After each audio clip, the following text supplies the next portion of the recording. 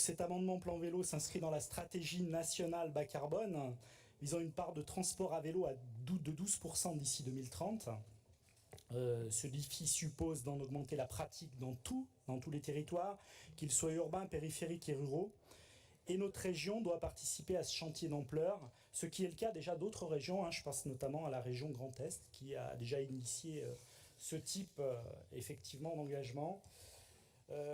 Cet amendement, il est historique, puisqu'il permet de mettre en œuvre un grand plan vélo. Si on parle de 10 millions, c'est qu'on a essayé de le calibrer, intégré à toutes les compétences régionales, puisque quelque chose de transversal. Donc un budget de 10 millions d'euros par an sur 5 ans qui serait alloué à ce plan vélo régional.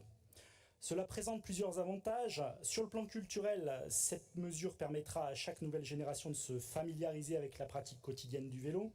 Sur le plan social, elle permettra l'accès à la mobilité à moindre coût et à un public jeune et moins jeune d'ailleurs, de plus en plus en proie, et nous l'avons souligné les uns et les autres, des difficultés financières.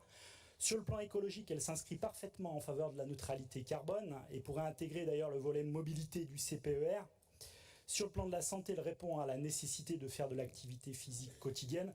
Et enfin, sur le plan économique, elle pourrait faciliter le développement de la filière de production régionale et favoriser la création d'emplois locaux éminemment peu délocalisables. Donc un plan vélo historique gagnant-gagnant, ce qu'on vous propose.